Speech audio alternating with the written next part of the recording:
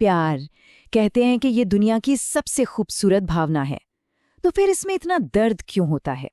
आज हम इसी सवाल के तह तक जाएंगे। अगर प्यार सच्चा है तो फिर इसमें आंसू क्यों हैं? तो चलिए शुरू करते हैं। ये एक ऐसा सवाल है ना जो शायद हर उस इंसान ने खुद से पूछा होगा जिससे कभी प्यार हुआ है। देखते हैं इसकी जड़ में क्या है।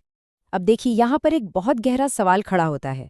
अगर ईश्वर सब कुछ जानते हैं, अगर सब पहले से ही तय है, तो फिर सच्चे प्यार की राह में ये आंसू क्यों आते हैं? ये एक ऐसी पहेली है जिसे आज हम सब मिलकर सुलझाने की कोशिश करेंगे। तो सबसे पहली बात जो हमें समझनी है वो ये है कि प्रॉब्लम प्यार में है ही नहीं। प्यार कोई गुनाह नहीं है, बल्कि इसे एक दिव्य तोहफा माना गया है, मतलब इमोशंस का सबसे ऊंचा रूप। तो फिर सवाल वही है, अगर ये इतना कीमती तोहफा है तो इसमें दर्द क्यों है? शायद इसलिए क्योंकि हम इस मुश्किल को, इस संघर्ष को एक सजा मान बैठते हैं, जबकि असल में ये कुछ और ही है। इसका जो मूल विचार है ना, वो ये है कि ये जो चुनौतियां आती हैं, ये सजा नहीं बल्कि एक टेस्ट है, एक डिवाइन टेस्ट। ये देखने के लिए एक कसौटी है कि क्या कोई सच्चे प्यार जैसी गहरी जिम्मेदारी को संभालने के लायक भी है या नहीं।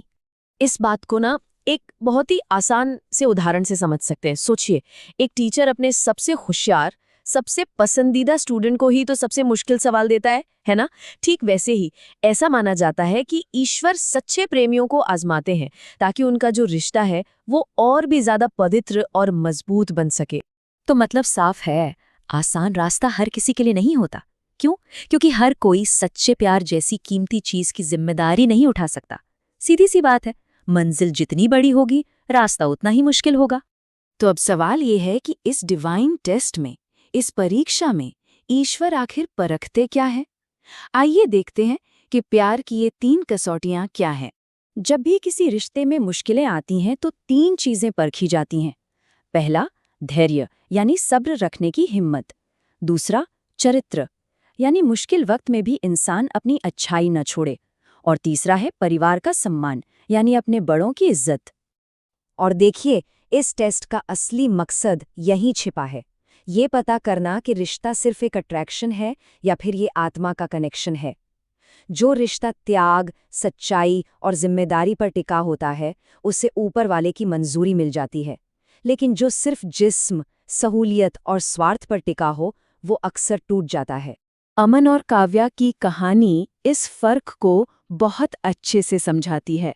देखिए, एक होती है दुआ, जो भरोसे का रास्ता है, जिसमें इंसान कहता है, अगर ये सही है तो रास्ता दिखाओ, और अगर नहीं तो मुझे सब्र दो।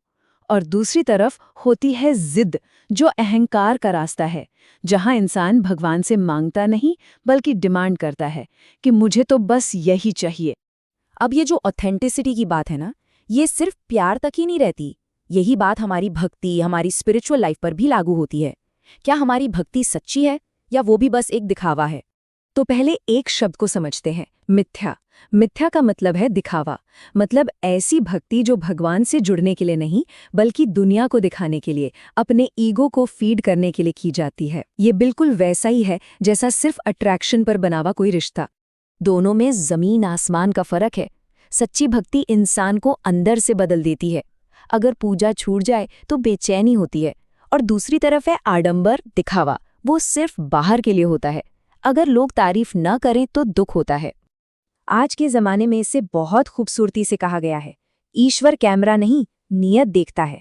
मतलब असली चीज अंदर की भावना है, बाहर का दिखावा नहीं। तो फिर वो कौन सी प्रक्रिया है, वो कौन सा प्रोसेस है जो प्यार को, चाहे वो रोमांटिक हो या आध्यात्मिक, प्योर करता है और इस दिखावे को जलाकर खत्म कर देता है? इसे कहते हैं विरह। विरह का मतलब सिर्फ सेपरेशन या जुदाई नहीं है, ये तड़प की एक बहुत गहरी अवस्था है, चाहे अपने प्यार के लिए हो या भगवान के लिए। यही तड़प प्यार को मजबूत बनाती है। इसे ऐसे समझिए, जैसे सोने को शुद्ध करने के लिए आग में तपाया जाता है ना, वैसे ही विरह की आग हमारे अहंकार को, हमारे दिखावे को जला देती है, और जो बचता है वो है शुद्ध आत्मा। तो सबसे जरूरी बात यह है कि ये जो दर्द है, ये कोई पनिशमेंट नहीं है। ये तो वो प्रोसेस है जो सच्चे प्यार को प्रूव करता है, उसे मैच्योर बनाता है।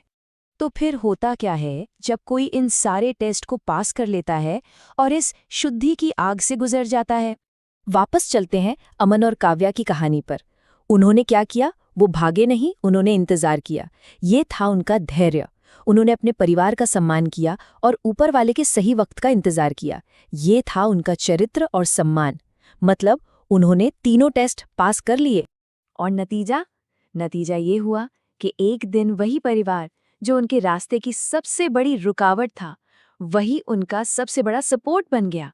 और बस यही तो है डिवाइन अप्रूवल, यही है ईश्वर की मंजूरी।